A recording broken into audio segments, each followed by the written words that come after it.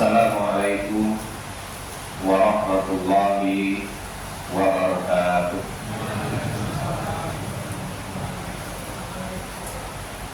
Innal hamdalillah nahmaduhu wa nasta'inuhu wa nastaghfiruh wa na'udzu billahi min shururi anfusina wa min sayyiati a'malina may yahdihillahu fahuwal muhtadi wa may yudlil falan tajida lahu waliyyan mursyida. Asyhadu an la ilaha illallah wahdahu la syarika lahu wa asyhadu anna Muhammadan abduhu wa rasuluhu la nabiyya ba'dah. Allahumma shalli wa sallim ala nabiyyina Muhammadin wa ala alihi wa sahbihi ajma'in, amma ba'd. Ayyuhal hadirun wal hadirat, usikum wa nafsi bi taqwallah faqad fazal muttaqun. Qala Allah Ta'ala fi kitabihil karim, a'udzu billahi minasy syaithanir rajim. Ya ayyuhalladzina amanu taqullaha haqqa tuqatih wa la tamutunna illa wa antum muslimun. Bapak-bapak dan ibu-ibu, saudara-saudara kalian, adik-adikku semua yang dirahmati Allah, puji syukur kita panjatkan pada malam hari ini di tengah guyuran hujan. Kita berkumpul di majelis ilmu, insya Allah. Mudah-mudahan apa yang nanti akan kami sampaikan memang merupakan suatu pengetahuan, satu ilmu yang bisa dimanfaatkan dan diterapkan kita semua. Sebelum memulai, tadi sudah disampaikan, perkenalkan nama saya Yayan Suryana. Mungkin dari namanya sudah bisa ditebak yang baik. Dari mana kira-kira? Namanya diulang-ulang dan ditebak, dari Jawa Barat. Karena semua saking Ciamis, Jawa Barat. Jadi tepi nih, saking Ciamis. Tapi kalau sampun 36 tahun di Yogyakarta. Sejak tahun 89 saya masuk ke Yogyakarta. Tadi saya cerita sama Bapak tahun 2005, kalau nggak 2006, 20 tahun lalu saya ngantar anak lomba di masjid ini. Jadi saya masih ingat itu, oh ya, masjidnya di sini. Sehari-hari saya di UIN sebagai jaga di Jakarta, itu di sosiologi. Saya mengajar mata kuliah agama Islam, keagamaan. Kadang-kadang fikih, dulu masih ada mata kuliah fikih, sekarang sudah nggak ada, Pak. Jadi mata kuliah fikih, usul fikih, mata kuliah akidah, akhlak itu sudah tidak ada. Ini prodi umum. Tapi kalau di syariah, di usul fikih mungkin masih ada. Digabungkan dalam mata kuliah pengantar studi Islam. Hanya satu mata kuliah. Saya tinggal di Kalasan, perumahan Purwo Martani. Ya lumayan lah, 25 menit sampai 30 menit dari rumah ke sini. Tapi daerah Sorowajan ini tidak asing buat saya, karena dulu saya pernah tinggal di daerah Mendeng situ. Sehingga sudah akrab, insya Allah. Dengan lingkungannya, tapi dengan orangnya tidak kenal kan. Bapak-bapak yang sekarang sudah senior-senior mungkin ya tidak sudah lupa walaupun bersama. Bapak dan ibu sekalian, kita akan bicara tentang nuzulul Quran. Di beberapa tempat memang malam Ahad ini mengadakan kegiatan yang serupa. Untuk apa kita memperingati nuzulul Quran? Tentu bukan hanya sekedar peringatan, Bapak Ibu sekalian. Memperingati itu pertama, merefresh, menyegarkan kembali tentang peristiwa penting yang pernah dialami oleh Rasulullah SAW saat beliau menerima wahyu Al-Quran di Gua Hiro yang sangat terkenal dengan surat Al-Alaq ayat 1 sampai dengan ayat kelima. Meringkas peristiwa itu, Bapak Ibu yang saya hormati, kalau jenengan pernah naik ke Gunung Nur, ya, Jabal Nur, kalau jenengan pernah naik ke Jabal Nur, di mana di situ terletak Gua Hiro, itu tingkat ketinggiannya luar biasa, sangat menukik. Dan kalau dulu bisa dibayangkan, sekarang sudah ada tangga-tangga. Untuk naik ke atas itu sudah ada tangga-tangga. Zaman Rasulullah kan belum ada tangga. Tangga itu sekarang dipersiapkan untuk kalau pelancong, yaitu para jamaah haji, jamaah umroh misalnya, yang ingin lihat bagaimana kondisi Gua Hiro, tempat Rasulullah tahan dulu di situ. Karena dengan jalan yang sudah ditata dan tangga-tangga itu terasa sangat sulit untuk mereka. Kalau orang yang tidak biasa panjat gunung itu, ada beberapa orang, bahkan orang-orang yang tinggi itu, dia semakin jam 7 baru naik. Rata-rata yang ingin naik ke situ jam 3 pagi naik, kemudian nanti di tengah-tengah ada tempat untuk sholat lataran itu, sholat subuh, itu baru kira-kira mungkin separuh perjalanan baru naik lagi. Jadi jam 6 itu kita sudah naik di atas, itu bisa lihat bagaimana Gua Hiro itu berada dan bisa menatap seluruh kota Mekah dari Gua Hiro itu. Jadi memang dia bisa menatap seluruh kota Mekah. Kita bayangkan Bapak Ibu sekalian, beliau bertahan terus di situ untuk melakukan semacam muhasabah, untuk melakukan pembacaan terhadap realitas bangsa Arab yang saat itu memang dalam kondisi yang tidak sedang baik-baik saja. Rasulullah yang memang punya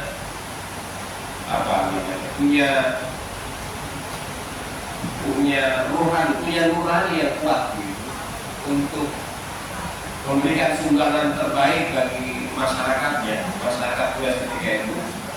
Beliau sampai bertahanus apa yang harus saya lakukan untuk menyelesaikan mengatasi persoalan umat ketika itu. Rupanya yang beliau terima dari hasil berkali-kali berada di situ, dan Khadijah itu bisa naik ke situ luar biasa, perempuan. Memang mungkin orang Arab itu kuat-kuat, sehingga mereka itu bisa naik sambil bawa termos, sambil bawa barang yang bisa dijual. Karena di atas di puncak itu ada jualan, ada buah-buahan, ada teh tarik dan macam-macam. Suasana sunrise itu luar biasa di atas. Orang sekarang lihatnya ya sunrise. Tapi kalau Nabi naik ke situ bukan untuk mencari sunrise, tapi untuk mendapatkan petunjuk dari Allah Subhanahu wa Ta'ala. Petunjuk yang beliau terima adalah Iqra tadi, membaca. Ini ada beberapa perbedaan pandangan yang saya lihat antara Ustaz Adi Hidayat begitu dengan Pak Quraisy, kalau tidak salah saya baca, antara kalimat qara'a dengan kalimat utlu. Jadi kalau Pak Quraisy yang saya pernah baca, kata qara'a itu mengandung arti mengumpulkan. Jadi membaca itu kalau sekalian kan mengumpulkan huruf dengan huruf baru satu kata. Nanti kata dengan kata menjadi satu kalimat, kalimat dan kalimat menjadi satu Jadi satu paragraf, ya kan? Satu paragraf itu menjadi satu makalah. Nah, kita membaca itu sebenarnya adalah kumpulan dari huruf-huruf ini hingga menjadi satu makalah, menjadi satu paper. Dan kata baca itu bisa berarti bacaan yang positif, bisa juga bacaan yang negatif. Kalau baca Quran tapi Quran ya. Baca Quran juga Quran. Tapi untuk baca Quran wahyu yang benar itu utlu ma'uhiya ilaih. Bacalah dengan menyebut nama Tuhanmu. Ya, dan kalau Iqra, bacalah dengan menyebut nama Tuhanmu. Tapi kalau utlu ma uhiya ilaik, bacalah terhadap wahyu yang telah diberikan kepadamu. Wahyu itu berarti sudah jelas sebenarnya. Tapi kalau Quran, maka kemudian diikutkan dengan Iqra bismi rabbikal ladzi khalaq. Bacalah dengan menyebut nama Tuhanmu. Jadi kalau kita membaca, libatkan Allah dalam proses pembacaan kita. Itu kata Iqra. Sehingga kalau kita baca bacaan dengan melibatkan Allah, dia akan punya makna yang positif.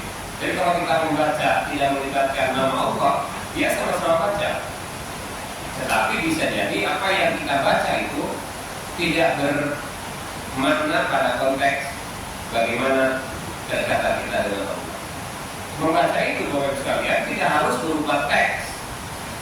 Karena saat itu kita bisa lihat teks yang minta dibaca itu tidak ada teksnya, sehingga Rasul ma'ana biqori, ma'ana biqori. Aku nggak bisa baca apa yang harus aku baca. Dari situ kemudian muncul pemahaman bahwa bacaan itu tidak selalu berupa teks, tapi juga berupa konteks, berupa alam semesta. Jadi yang Nabi disuruh oleh Allah itu adalah baca tuh masyarakat Mekah, dipelajari seperti apa. Tentu Nabi akan terbimbing nanti dengan wahyu yang terus akan beliau terima. Tapi beberapa ulama mengatakan bahwa ini adalah isyarat bahwa Islam yang dibawa oleh Rasulullah SAW dengan ayat yang pertama ini adalah agama yang concern terhadap ilmu pengetahuan. Karena memang peradaban hidup manusia itu dibangun atas dasar ilmu pengetahuan kita. Itulah yang membedakan antara manusia dengan binatang. Kita ini hayawan munafik, ilmu pengetahuan bisa berkembang dibangun atas akal kita. Sementara binatang tidak punya akal. Burung mumprit di Ciamis tempat saya dengan burung mumprit di Jogja bunyinya sama kan Pak? Ya kan? Kalau saya membawa burung mumprit di Ciamis dilepaskan di sini, misalnya 10 tahun aja terus hidup di sini, tidak akan pernah bisa bahasa Jawa. Tetap aja bunyinya mumprit seperti itu. Dari dulu burung itu kalau bikin sarang yang mumprit begitu sarangnya. Si black ya begitu juga sarangnya. Apa lagi? Trotoarnya begitu sarangnya. Tapi sangkar burung yang dibuat manusia berkembang ya Pak? Iya kan, berkembang. Semakin hari sangkar burung itu semakin indah, bahkan menjadi karya seni. Dari sangkar burung yang mungkin hanya puluhan ribu di toko burung sampai sangkar burung yang pakai sertifikat dengan harga jutaan kan ada. Itu karena apa? Karena pengetahuan manusia, karena nalar manusia. Manusia itu dihidupkan oleh Allah Subhanahu Wa Taala dengan membawa potensi dengan akal dan hatinya sehingga dia membangun peradaban. Maka kemudian Allah kan menyampaikan pada proses penciptaan kita, alhamdulillah teknologi, dikatakan dalam surat Al-Baqarah bahwa ini ja'ilun fil ardi khalifah, ya kan? Aku akan menciptakan manusia di sini sebagai khalifah. Kendati malaikat menyaksikan itu, tetapi itu sudah memiliki ketetapan Allah bahwa kita ini adalah khalifatullah fil ardh yang akan menjaga, merawat dan mengatur bumi ini. Oleh karenanya maka Allah Subhanahu Wa Taala yang Maha Rahman dan Maha Rahim, Bapak Ibu, supaya manusia itu on the track sebagai khalifatullah fil ardh, diberikanlah petunjuk kepada kita agar kita betul-betul menjalankan perintah itu, menjalankan ketugasan kita sebagai khalifatullah. Apa petunjuknya? Yaitu Al-Quran. Syahrul Ramadan alladzi unzila fihil Quran. Untuk apa? Hudan linnasi wa bayyinatin minal huda wal furqan. Sebagai petunjuk dan pembeda, ya, petunjuk bagi manusia dan pembeda antara yang hak dan yang batil, antara petunjuk dan hak dan yang batil. Jadi Quran itu adalah buku petunjuk bagi kita. Itu karena rahman dan rahimnya Allah Subhanahu Wa Taala.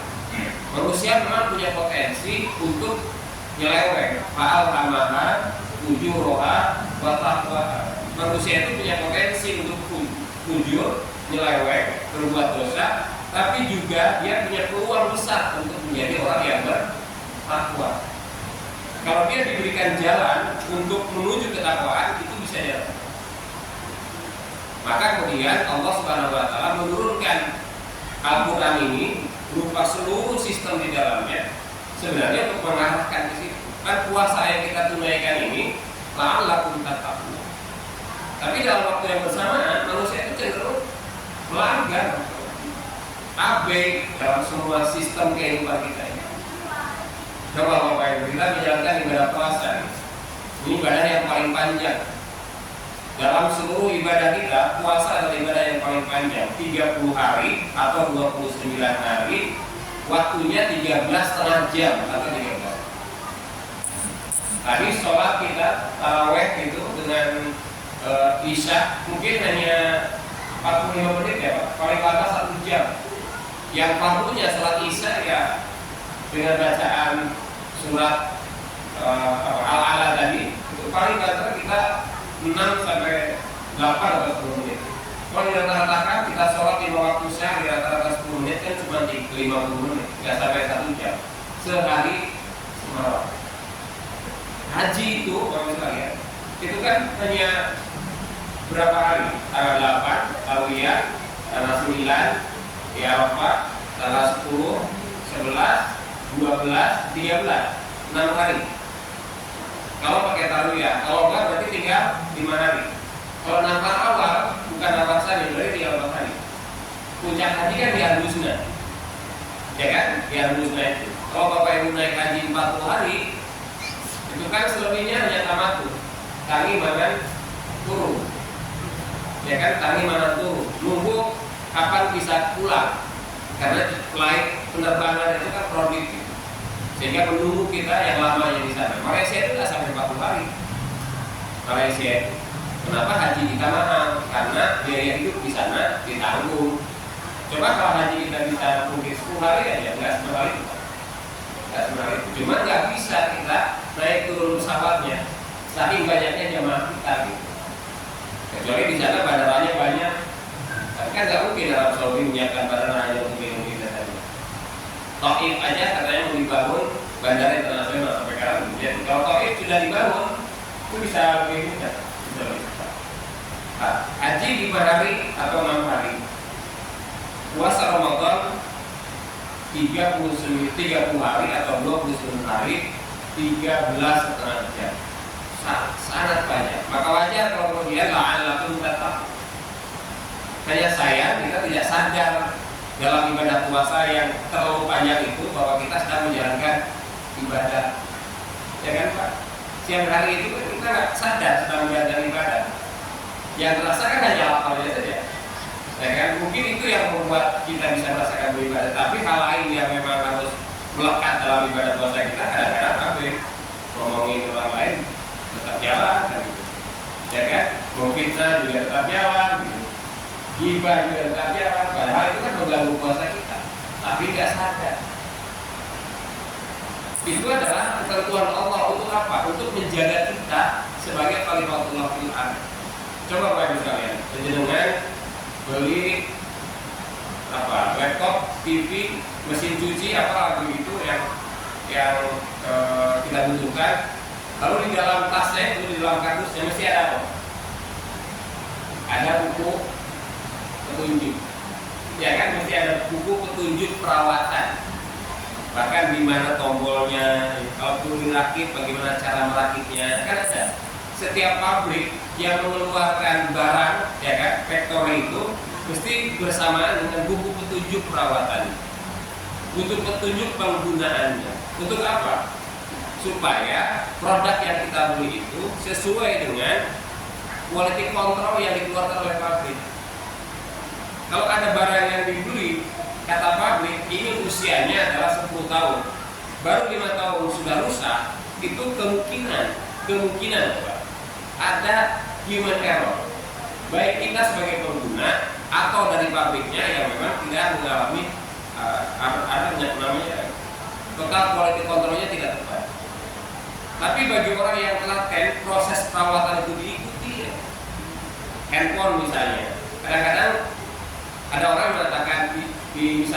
dalam buku perawatannya jangan digunakan saat sedang dicas. Nah, karena kita menggunakan itu, sehingga penggunaannya menjadi proses chargingnya itu menjadi semakin lama, maka mungkin semakin aus, sehingga kemudian umur handphone kita ini tidak sesuai dengan yang kita harapkan dari iklan yang kita, karena tidak dirawat sebagaimana buku petunjuknya. Itu barang yang diproduksi oleh pabrik. Nah, kita ini manusia yang dibuat oleh Allah Subhanahu wa taala, diciptakan oleh Allah Subhanahu wa taala supaya kita hidup sesuai dengan fungsinya. Tadi fungsi globalnya adalah khalifatul fil ardh, tapi turunannya itu banyak sekali hal yang harus kita lakukan, track yang harus kita ikuti. Kalau kita tidak mengikuti itu, yang terjadi kita melakukan kerusakan.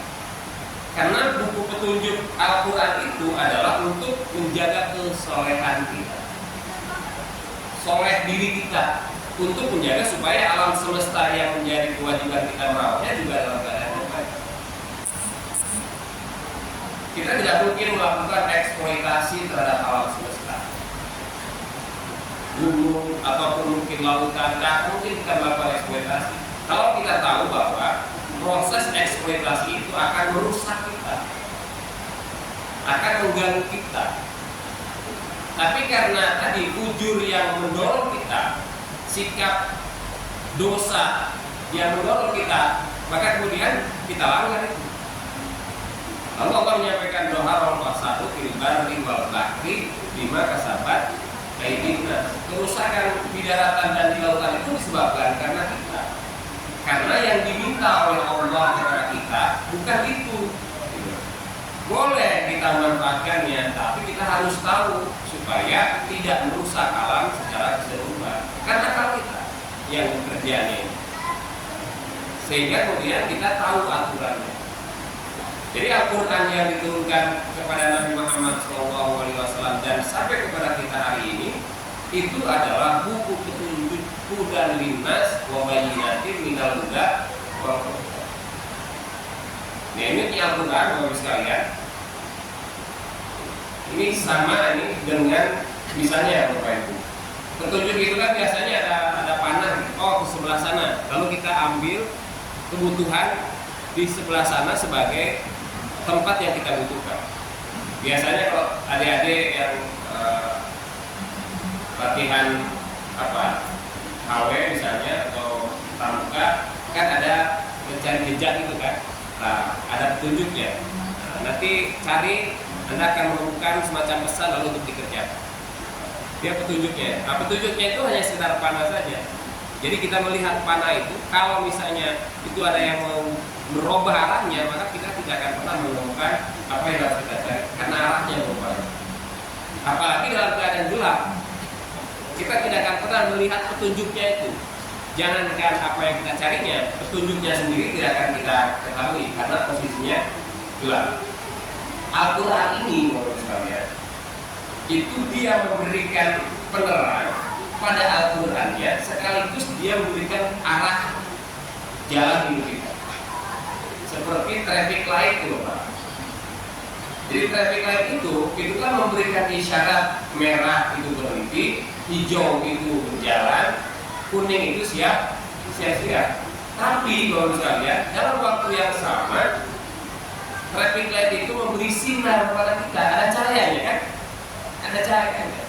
Dia punya cahaya yang bisa menerangi di sekitarnya, tapi dari cahaya yang terpancar di situ, dia memberi isyarat petunjuk apa yang harus kita lakukan. Maka baca Al-Quran ini dalam sejumlah riwayat mengatakan satu huruf yang kita baca itu sudah 10 kebaikan. Di Al-Quran sendiri baru baca satu huruf, maka kita bisa tahu apa dari huruf yang kita baca. Alif, lam, mim, kata hadis Nabi, bukan alif lam mim satu huruf, tapi alif satu huruf, mim satu huruf, lam satu huruf. Jadi yang 10 kali lipat kebaikan itu ya alifnya 10 kali, lamnya 10 kali, mimnya 10 kali. Jadi baca alif lam mim itu sudah 30 kali kebaikan. Baca Al-Quran itu. Terus kita dapat apa? Dapat petunjuk apa dari alif lam mim itu? Padahal di situ sudah ada 10 kebaikan. Itu yang saya maksud tadi, bahwa dia itu memberi penerang, dia sebagai dia punya cahaya yang bisa dimanfaatkan dari cahaya itu untuk mencari sesuatu di situ. Tapi dalam cahaya itu dia ada petunjuk seperti tadi merah, kuning ataupun hijau. Apa petunjuk yang dapat kita lihat? Bapak dan Ibu sekalian, setidaknya menurut pembacaan saya terhadap Al-Quran itu, Al-Quran memberikan informasi tentang metode dan approach, metode dan pendekatan di dalam kita menghadapi kehidupan ini. Metode berbeda dengan materi, Bapak. Jadi ada metode dan pendekatan Allah berikan di dalam Al-Quran petunjuk buat kita, tapi juga ada materinya. Nanti akan saya contohkan. Misalnya begini. Ya ayyuhalladzina amanu atiiullaha wa atiiur rasul wa ulil amri minkum fa in tanaza'tum fi syai'in farudduhu ila Allah wa rasul. Menurut saya itu dalam metode. Karena di situ kita akan memberikan mana, kalau wahai orang yang beriman, taatlah kepada Allah, taatlah kepada Rasul, taatlah kepada pemimpin. Apabila kita berdebat, apabila kita saling berbeda pendapat, atau bahkan saling berbantah-bantahan, farudduhu ila Allah wa Rasul, kembalikan kepada Allah dan Rasul. Dalam pemahaman saya, itu adalah pendekatan yang diberikan oleh Allah kepada kita apabila ada sesuatu hal yang menimbulkan konflik, kembalikan kepada Allah dan Rasul. Apa yang dikembalikannya? Ada dua kemungkinan. Kembali kepada petunjuknya, nanti materialnya, atau kembali kepada Allah dan Rasul dalam arti mentalnya. Jadi yang saya pahami mentalnya, karena bagi saya, bagi orang yang tidak paham Al-Quran, orang Muslim tidak paham Al-Quran, bagaimana kemudian kembali kepada Al-Quran dalam konteks bunyi ayatnya? Kan nggak tahu. Sementara tidak semua umat Islam ini paham terhadap semua kandungan Al-Quran. Jangan kandungan Al-Quran, bacanya dia masih banyak yang beratur-beratur, ya kan? Bacanya masih banyak yang tidak pas, yang panjang pendeknya nggak pas, bunyi ain jadi ngain, ya kan? Bunyi zai jadi yai, ya kan Pak? Bunyi waw jadi fa. Ini saya tahu kenapa? Karena saya ngajar, ada bapak-bapak datang ke musola, dia tiba-tiba kayak saya mau belajar ngaji, dia malah tuh luar biasa Pak Aib, kita kan mau belajar ngaji, sudah pernah nggak? Belum pernah. Saya tanya, ini mau berapa lama belajarnya? Mau seminggu atau 2 minggu? Bisa toh Pak, seminggu atau 2 minggu bisa ya. Jangan pilih paket hemat atau paket apa? Paket yang seminggu atau paket yang 2 minggu. Dia pilih paket 2 minggu. Dia udah dewasa. Tidak tahu huruf A batasan. Saya ajarin, kemudian ternyata waktu seminggu dia sudah berhasil baca. Waktu seminggu dia sudah berhasil baca. 2 minggu itu sudah saya perbaiki. Ada yang tidak bisa diperbaiki. Itu tadi yang saya sebutkan. Zai nggak bisa diperbaiki. Ain nggak bisa diperbaiki. Kemudian waw nggak bisa diperbaiki. Saya juga tidak tahu apakah itu bawaan lahir atau bagaimana. Ain menjadi ngain, zai menjadi yai, wa menjadi fa. Terus saya bilang, Pak, saya anggap jadinya sudah selesai. Untuk 3 huruf ini, monggo usahakan sendiri untuk diperbaiki sedemikian rupa. Dugaan saya itu lidah Roma, mungkin lidah Jawa, kayak lidah Sunda Pak. Lidah Sunda, orang Sunda itu bilang fa, jadi fa. Orang Sunda fa, jadi fa. Kalau sadar bisa fa, faraibu, fa. Tapi kalau nggak sadar fa, maka ada nama orang Sunda itu bisa Eva, bisa Eva. Itu sulit ucapannya orang Sunda gitu. Mungkin sama bisa jadi ain dari nyain itu bisa jadi bawaan kultur gitu. Maka buat saya ya sudah ya. Masih banyak kalau misalnya orang yang seperti itu. Maka saya katakan bagaimana kita bisa menjadikan Al-Quran data bisa Rasul dalam konteks bunyi ayatnya bacanya masih susah. Bagaimana mengkaji kandungan? Lalu apa? Karena kita itu orang Islam, ada yang bisa ngaji, ada yang tidak bisa ngaji. Bahkan Bapak Ibu yang sudah bisa ngaji pun dan tahu tentang kandungan Al-Quran itu tidak mudah mengembalikan itu kepada Al-Quran itu. Sama kita bicara, yuk kita kembali kepada Al-Quran, yuk kita kembali kepada Al-Quran. Proses kembali kepada Al-Quran itu juga tidak melepaskan egosentrisme kita.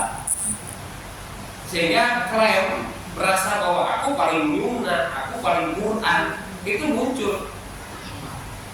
Lalu semangat kembali kepada Al-Quran dan Sunnah itu malah justru menimbulkan konflik baru. Ya kan, menimbulkan konflik baru sehingga orang lain dikatakan kau tidak sesuai dengan Al-Quran, kami yang paling sesuai dengan Al-Quran. Nah kan nggak begitu caranya. Cara Islam mengajarkan itu nggak kayak begitu. Seperti saya ambil contoh lagi, orang Yahudi dan Nasrani, Bapak Ibu sekalian, mereka itu kan setiap hari bertengkar, saling mengklaim bahwa surga milik saya, kata orang Yahudi, kata orang Nasrani datang kemudian bilang surga milik kamu.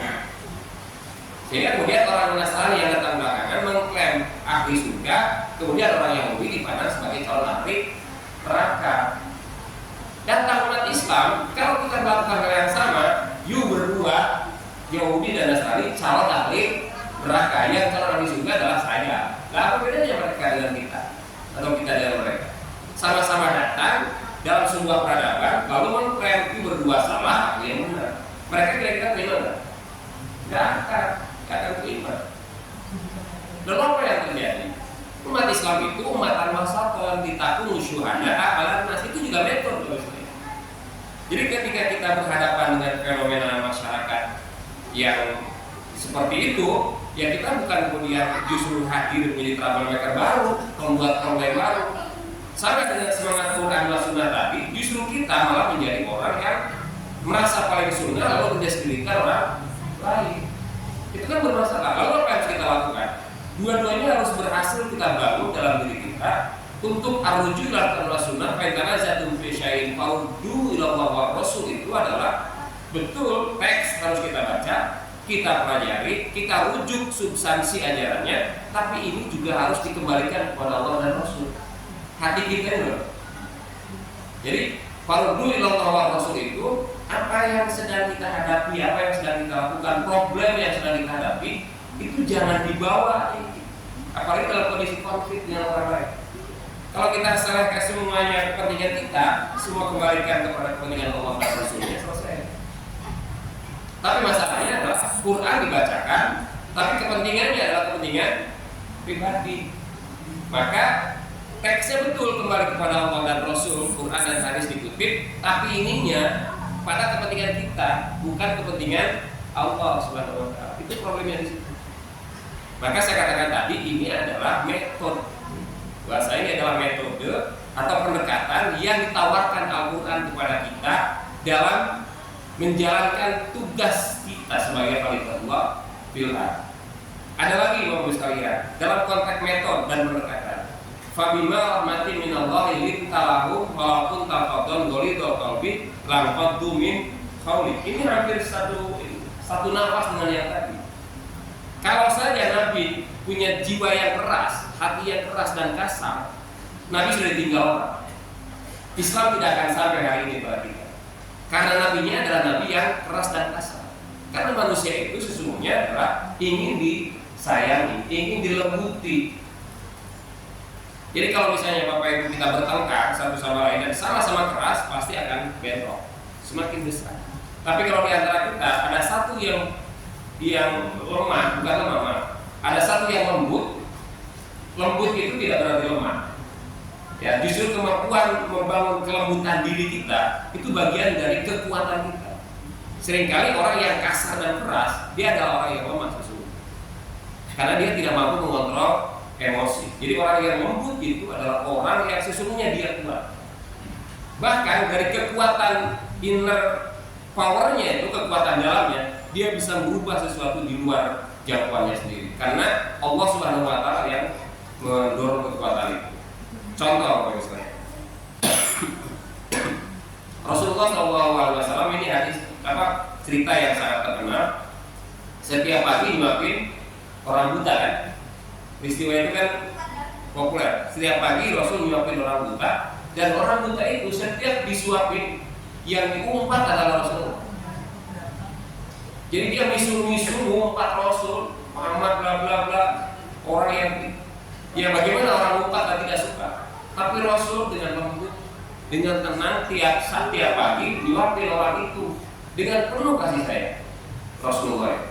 Coba ya kalau kita sudah disuapin, malah kita dikonekkan, pasti digatok, pergi aja begitu. Suatu ketika Rasulullah wafat, Abu Bakar bertanya kepada Aisyah, istri Rasulullah dan putranya beliau, putranya berkata, Aisyah, apa yang dilakukan Rasul setiap pagi yang mungkin bisa aku lakukan? Wahai ayahku, Rasulullah tiap pagi nyuapin orang buta yang ada di sana. Abu Bakar melakukan kebiasaan Nabi itu, baru sekali itu dia nyuapin, sudah mendengar bagaimana caci makian orang buta kepada Nabi. Abu Bakar itu bukan Nabi, tapi beliau adalah sahabat terdekatnya Nabi, bahkan mertuanya Nabi. Mendengar nabinya dicaci maki oleh orang buta itu, emosinya muncul. Sehingga pada saat nyuapin, mungkin terasa oleh si buta tadi, ini siapa kamu? Saya yang biasa nyuapin kamu. Bukan, kamu bukan yang biasa nyuapin saya. Yang biasa nyuapin saya orang yang lembut, ramah. Sementara kamu kasar. Mungkin pada saat nyuapnya disombrok gitu, ya kan? Sehingga dia terasa gitu. Kemudian baru Abu Bakar mengaku betul, saya bukan yang biasa nyuapin kamu. Yang biasa nyuapin kamu sudah wafat. Loh, kok nggak ada yang ngasih tahu? Dia sudah wafat. Siapa dia? Di mana makamnya? Dia adalah Muhammad Rasulullah. Mendengar itu tersungkur dia lalu masuk Islam.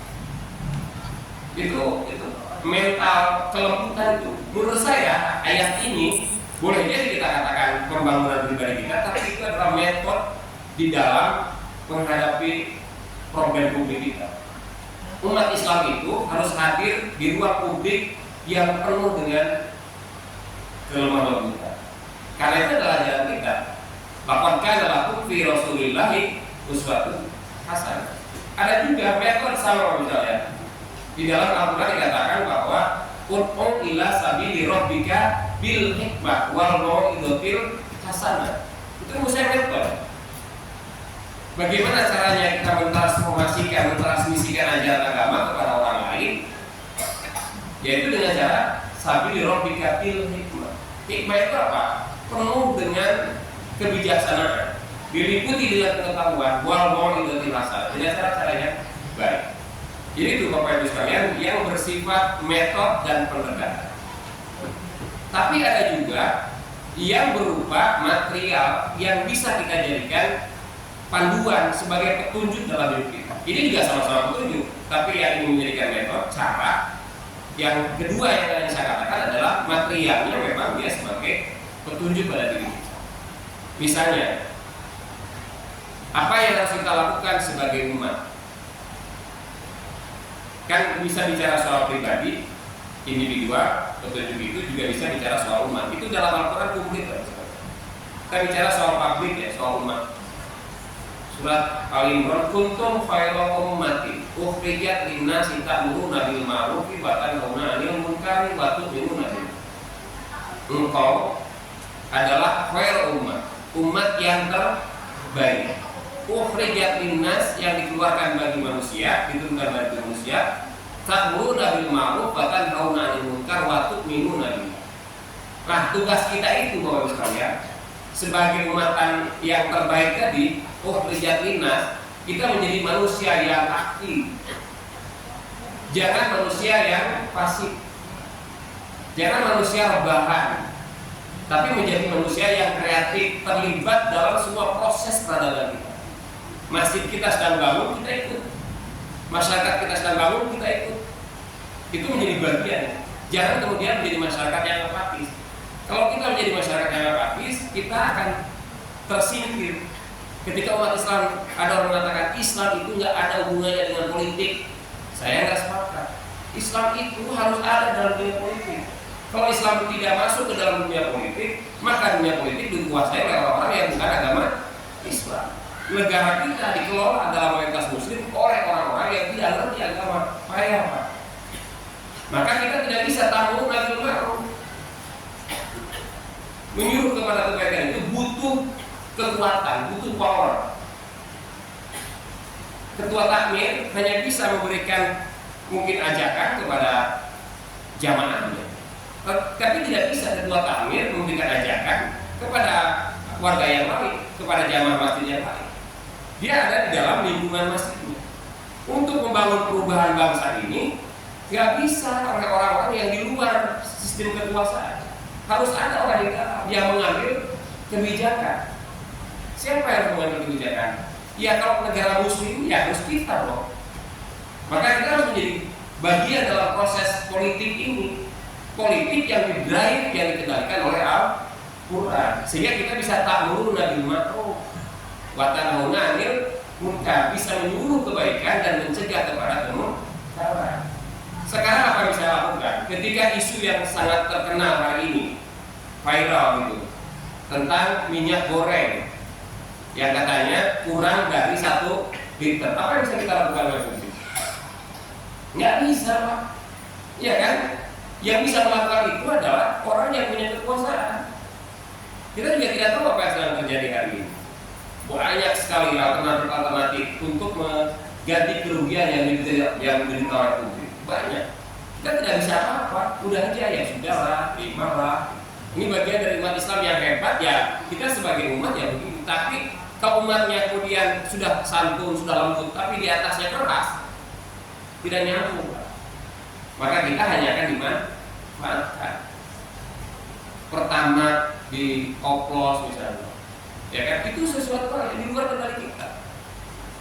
Maka kalau kita menjadi muslim yang baik, yang fair umat tadi, harus ada di dalam aktivisme sejarah kita, ada dalam dunia politik kita, ada dunia ekonomi kita, sesuai dengan kapasitas kita masing-masing. Tapi jangan lupa kita ada di dalam landasan tu'minuna billah. Ada transendensi, ada keimanan kita kepada Allah Subhanahu wa ta'ala. Lalu Bapak dan Ibu sekalian, itu salah satu contoh saja. Yang terakhir, contoh yang kedua, supaya tidak terlalu bawah. Yang terakhir, contoh yang kedua tentang apa yang memang bisa kita lakukan. Wa kadzalika ja'alnakum ummatan wasatan litakunu syuhada'a 'alan nas. Kita ini adalah umat yang tengahan. Umat yang tengahan itu adalah umat yang ya tidak condong ke kanan, tidak condong ke kiri. Kita ada di tengah-tengah sebagai wasit. Umatan wasatan litakunu syuhada'a 'alan nas. Bapak Ibu sekalian, coba kalau jenengan nonton bola lalu wasitnya tidak adil, ribut. Penonton aja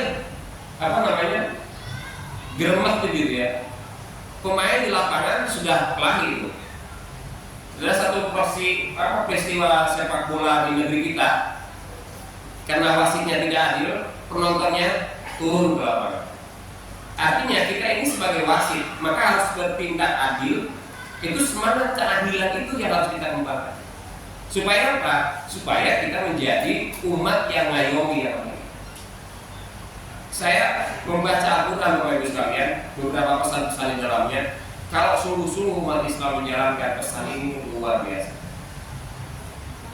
Luar biasa. Pada sikap mental kita, etik kita, pada kerja-kerja kita. Apalagi kalau kemudian kita kerja-kerja itu ditopang dengan penguatan ilmu pengetahuan dan teknologi, penguasaan ilmu pengetahuan dan teknologi, itu akan semakin meningkatkan peradaban kita. Karena semua peradaban di dunia ini berangkat dari ilmu pengetahuan dan teknologi. Sehingga kemudian Bapak Ibu sekalian, dalam momentum peringatan Nuzulul Quran ini, saya berpesan kepada diri saya sendiri dan kepada Bapak Ibu sekalian semuanya, kita akrab Al-Quran, dekati Al-Quran, kita kaji bersama-sama Al-Quran, kita tadarus Al-Quran, pelajari Al-Quran, kemudian kita coba pelan-pelan ambil untuk kita manfaatkan dalam kehidupan kita sehari-hari. Itulah yang kita sebut dengan hidayah. Itulah yang disebut dengan pembeda antara yang hak dan yang batil. Momentum Ramadan ini di mana-mana saya kira banyak Bapak Ibu yang melakukan tadarus.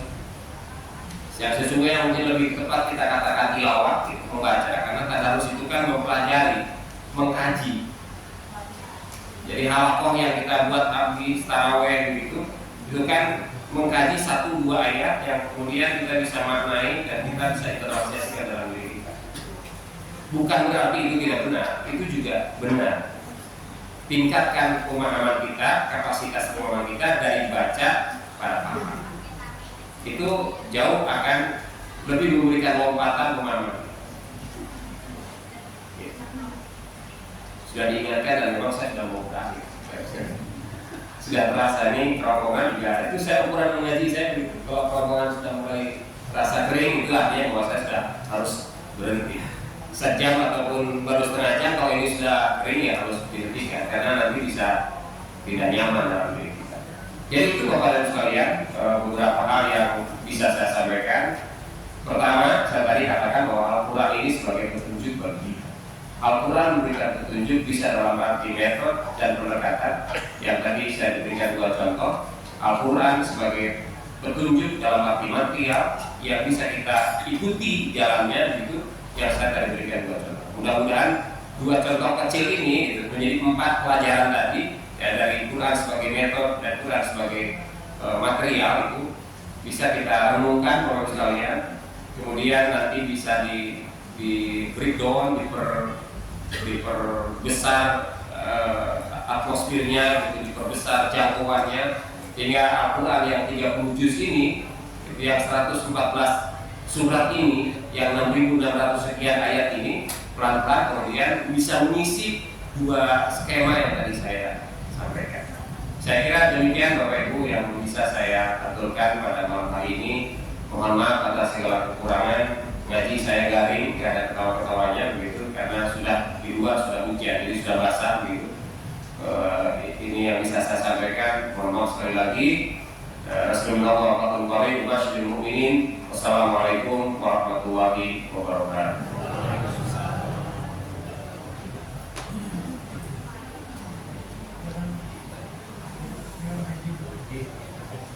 Terima kasih kepada Bapak Dr. Yayan Suryana MAG yang telah mengisi acara pada malam hari ini. Semoga